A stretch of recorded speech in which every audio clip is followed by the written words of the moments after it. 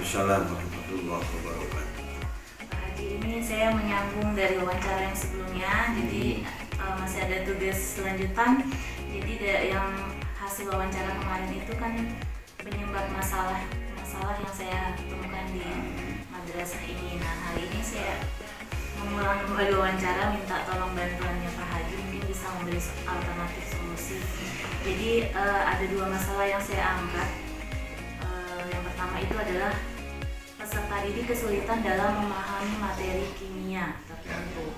Nah, akar penyebab masalahnya itu setelah dieksplor lebih jauh kemarin, itu berkaitan dengan metode pembelajaran.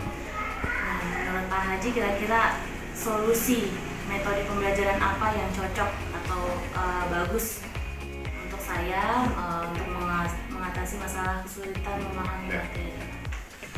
Metode pembelajaran itu banyak kan? Iya. Ada dakwah, ada ceramah, dakwah, kemudian ada tanya jawab, terus diskusi. Sebenarnya setiap metode itu ada kelebihan dan kekurangan, tapi paling tidak untuk mengatasi kesulitan anak memahami kimia itu, yang pertama menurut saya bukan hanya metode ya, tapi karena di sini yang ditanyakan metode, bahwa yang paling efektif dan paling menarik anak untuk berpikir itu ya metode diskusi dan tanya jawab. Itu kedua metode ini cocoklah untuk kita menarik agar anak itu ketika proses belajar mengajar itu mempersiapkan diri dan menyiapkan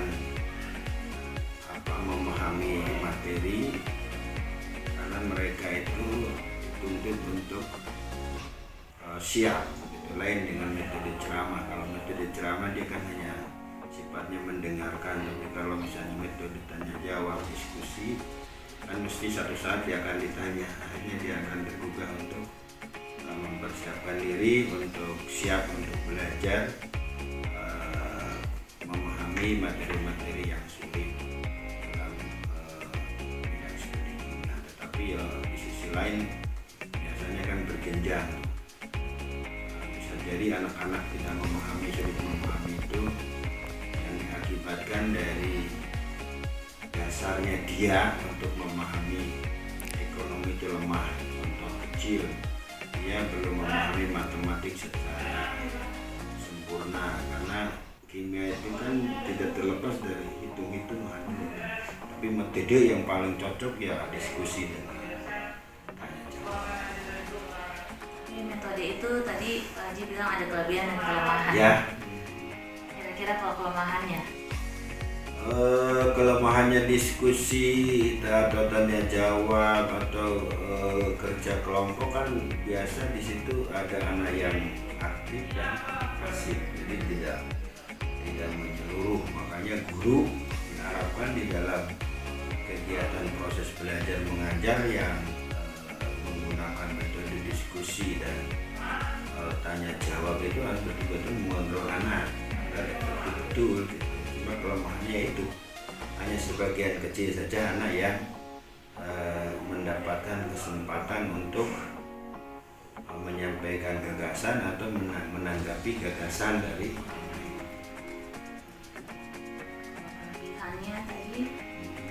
Kelebihannya tadi apa? ya. Kelebihannya ya anak-anak kan bisa konsentrasi dengan penuh, karena dia satu saat ini saya harus bertanya, atau bisa jadi dia karena dituntut kalau ditanya saya harus jawab apa, karena diskusi. Ya, pertanyaan selanjutnya ini terkait masalah kurangnya kemampuan berpikir kritis dan kreatif peserta didik. Di sini akar penyebab masalahnya ini strategi pembelajaran. Ya. Alternatif solusi yang cocok untuk masalah ini kira-kira apa? Saya ulang lagi bahwa dari metode tadi, kemudian metode itu ketika diterapkan kan harus ada strategi khusus ya. Strategi khusus itu kalau misalnya untuk masih kurangnya kemampuan berpikir, berarti kan ini teori untuk memecahkan masalahnya. Jadi berarti teori yang paling tepat ya learning problem kan itu. Jadi teori pemecahkan masalah. Karena memang dalam teori itu seorang guru itu yang pertama harus tahu dulu dasar pemikiran anak, sejauh mana anak itu punya pemikiran terhadap masalah yang akan kita sampaikan. Kemudian sebelum proses belajar mengajar, guru itu harus menyampaikan dulu masalahnya apa yang mau dibahas, kemudian tujuan akhirnya yang dibahas itu kayak apa. Kemudian Bapak Ibu guru yang menggunakan strategi pembelajaran pemecahan masalah ini juga harus betul-betul mempersiapkan diri supaya metode yang dipakai, karena saya yakin tidak hanya metode ceramah, tidak hanya metode diskusi, tapi metode ceramah, metode tanya jawab, metode apa satu lagi tadi? Tanya jawab, kemudian kerja kelompok ya. Metode kerja kelompok itu juga kan sangat diperlukan, makanya guru itu harus betul-betul memahami kondisi anak sekaligus menyampaikan apa yang akan di sasaran tujuan pembelajaran, agar anak bisa sebelum menyampaikan Bapak Ibu guru tentang materi-materi pokok yang akan dibahas, anak sudah diajak berpikir dan untuk menyambungkan antara yang akan dibahas Bapak Ibu guru sebelumnya harus mengaitkan dengan masalah-masalah yang sudah dipahami oleh anak supaya nyambung antara pemikiran anak dengan pembahasan yang akan kita lakukan. Tadi strateginya itu pembelajaran berbasis masalah ya. Ya. Itu kelebihannya kira-kira? Ya, kelebihannya dengan apa sistem problem based learning itu, anak-anak itu akan tertuju kepada masalah yang akan dipecahkan. Jadi akan, misalnya katakanlah bahwa di sekolah kita itu masih banyak anak-anak yang bolos-bolos. Anak dibawa diskusi bagaimana supaya anak-anak yang ada di MAN ini tidak bolos, kan itu langsung dikaitkan dengan masalah yang ada di lapangan, sehingga bisa terjadi nanti kalau anak punya keinginan, berarti kita harus ada antara sanksi dengan hadiah ya. Ketika itu sudah disampaikan kepada anak, saya yakin anak akan berpikir dan akan menjaga diri untuk tidak bolos. Jadi itu diantaranya problem basic learning itu. Kalau kelemahannya dari strategi ini apa? Ya, kelemahannya ya tentulah dari setiap